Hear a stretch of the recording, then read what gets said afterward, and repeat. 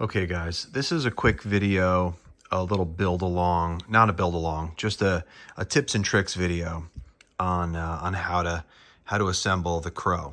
Okay, so here's the Crow as it sits. As I said in the Colts listing, all the print instructions are there, but it's critical that in order to achieve the correct weight balance, this fuselage 1, 2, and 3 need to be 2 wall, 4 or 5% grid. You can go as crazy as you want. If your settings are not good, go heavier here and lighter in the back, okay? Because you want to have all the weight forward. You'll understand that when you're done printing everything out, because you're on the margin's small on getting it to balance with enough nose weight, okay? Use the X-Fly 50mm fan because it slips right in. Basically, you just put some hot glue around the backside of the lip of the fan and a little bit along the barrel, and then you just slip it right in, okay? I'm going to insert a photo of the build process when you install the fan right now. Okay, so you can see this line right here is is in between fuse 4 and 3. So this is fuse 1, 2, 3, 4. So you don't glue this 3 and 4 together until you glue the fan in and you have the wires going through, okay? And then you glue along the perimeter and you secure fuse 4 to 3, okay? This is how I build it. I build the fuselage first. I install the fan, and then you insert your carbon tubes. I think they're 11.5 inches. They go from here to about here, so 11.5 inches. You need 2 of them, 8mm outside diameter carbon tubes. Print fuse 3, 4, 5, and 4, 5, and 6 in as light as you can do, where your printer still makes it, strong enough. This is 3% infill one wall. The tails, just use 3% infill. And the wings, I went up to 4% infill. So wing 1, 2, 3. Wing 1, 2, and 3. And 4. Oh, I'm sorry. I thought that was a parting line. This is one section here.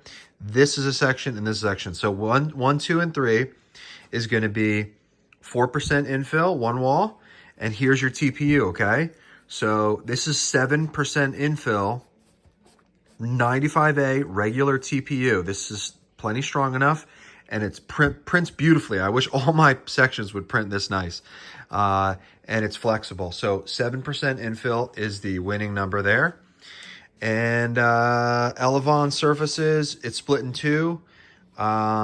It's just, I would just run 4% infill because you have 4mm carbon tubes, okay? So what you want to do is take your 4mm carbon tubes. They're going to come like this, okay? You can usually get them in like, I don't know, they come in like 14-inch pieces. So basically, you're going to cut a 2.5-inch section, and I'll show you on the bottom here. I'm going to flip this guy over. Hard to do this with one hand, but I'm going to give it a whirl. Okay. Okay, there's your servo installation. So let's do this here. So here are your little plugs that are going to hold the carbon tubes in, okay? So you have 2 of them. They are labeled. This is LI, left inner, and this is LO, left outer, okay? So you print them in lightweight PLA, and you're going to want the tube to be about this long. This is about 2.5, 3.5 inches. Doesn't matter because this is all has an open tunnel in it, so you can run this all the way through if you want, but there's no reason to because it's strong enough. You could do this, but there's no reason to do it. Just save the weight and just do a piece about that big and just eyeball it like that and just use a hacksaw, cut it, and then you slide this in here with a little bit of stick out to right about, you'll see there's a channel right here. So a little bit of stick out there, and do the same exact thing here about that long. there's a little bit of stick out. You stick the tube in. You don't have to glue it in because you want it to spin, okay? You want it to spin inside.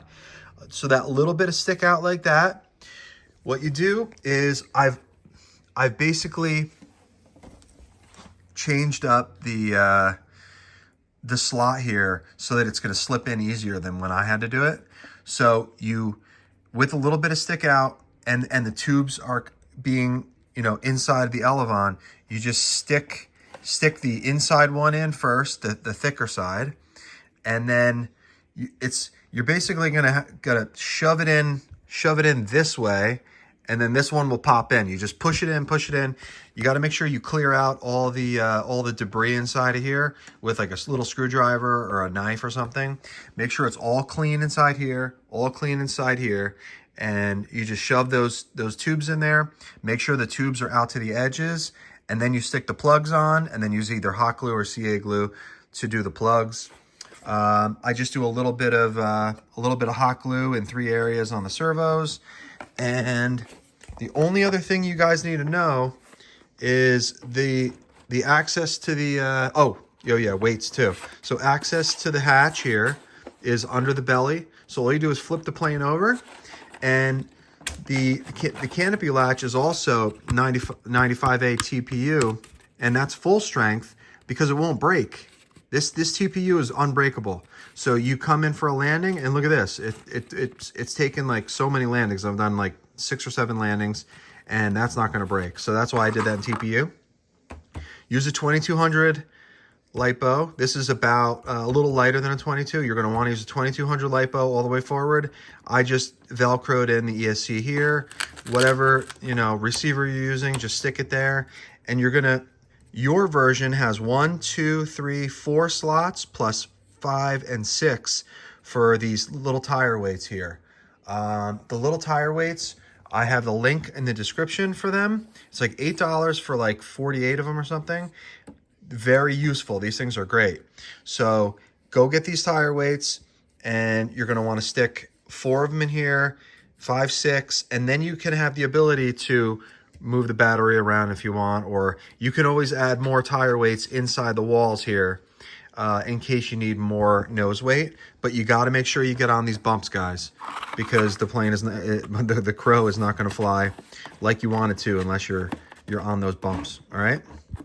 So this is going to be a little tight because it's TPU and it's stiff. So stick a little Phillips head in there, make some space. Clear it out really well, and you just have to work it in and out a couple times, and then it's gonna fit a little bit easier. So guys, balance is like the most critical thing on this. You're gonna want to do all the print settings correct, and you'll get this thing flying well. So thanks for watching, guys, and it flies really, really great, and it's fun to fly. Thanks.